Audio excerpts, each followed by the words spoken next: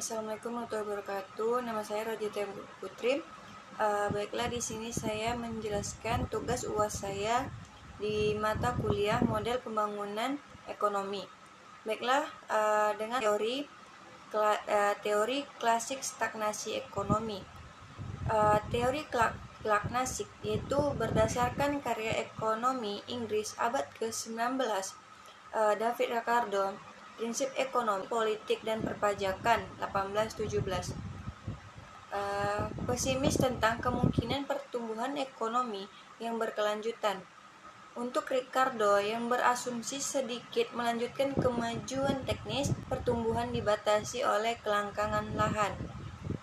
Pada abad ke-18, Smith berpendapat bahwa dalam ekonomi yang kompetitif dengan tidak ada kolusi dan abad ke-18, yaitu menurut Smith berpendapat bahwa dalam ekonomi yang kompetitif dengan tidak ada kolusi dan monopoli, setiap individu dengan bertindak untuk kepentingan sendiri, mengedepankan kepentingan publik, seperti seorang produsen mengenakan biaya lebih dari yang lain, tidak akan ada pembeli. Yang selanjutnya, seorang pekerja yang meminta upah lebih dari yang lain tidak akan mendapatkan pekerjaan, dan majikan yang membayar kurang dari pesaing tidak akan menemukan siapapun yang kerja. Seolah-olah tangan tidak terlihat berada di belakang kepentingan pribadi kapitalis, pedagang, tuan tanah, dan pekerja, arah tindakan mereka menuju pertumbuhan ekonomi maksimum. Dalam jangka panjang, upah alami adalah sebesar subsistem biaya untuk melenggangkan angkatan kerja, seperti populasi yang meningkat pada tingkatan yang sama. Upah mungkin menyimpan, tetapi akhirnya kembali ke tingkat alami pada penghidupan. Di satu sisi, jika upah naik, produksi pangan melebihi apa yang seharusnya penting untuk dipertahankan populasi. Jika makanan bertambah, berarti lebih sedikit angka kematian dan populasi meningkat. Di sisi lain, upah di bawah substansi meningkat, kematian dan akhirnya kontribusi pada kekurangan tenaga kerja yang menaikkan upah.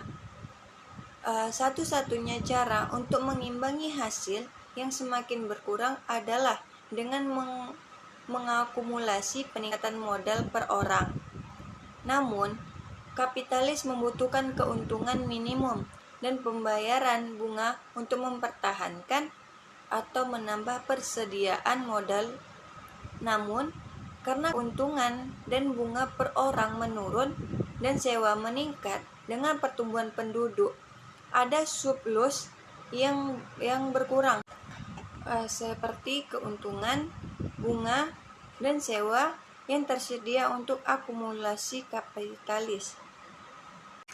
Selanjutnya yaitu kritik, di mana paradoksnya teori stagnasi Ricardo dirumuskan di tengah berbagai penelitian ilmiah, penemuan, dan perubahan teknis yang dilipat gandakan hasil.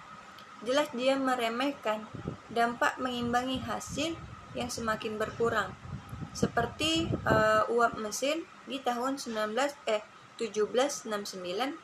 Jenny Mintalan 1770, kerangka air Arkwright 1771, potes pelumpuran untuk pembuatan bensin Tempa 1784,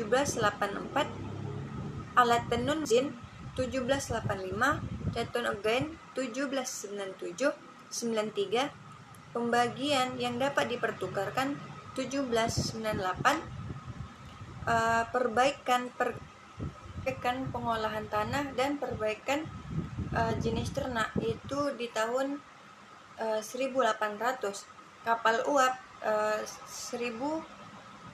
1807, kincir air untuk menyalakan pabrik 1813, dan bajak besi 3 potong 1814. semuanya dikembangkan sebelum dia menulis teorinya. Sejak zaman Ricardo, kemajuan teknologi yang pesat berkontribusi pada pertumbuhan yang belum pernah terjadi sebelumnya. Selain itu, tidak terpikirkan oleh Ricardo bahwa kepemilikan pribadi atas tanah dan modal bukanlah kebutuhan ekonomi. Tanah dan modal akan tetap digunakan bahkan jika sewa dan bunga tidak dibayarkan, seperti dalam kepemilikan negara atas alat-alat produksi ini.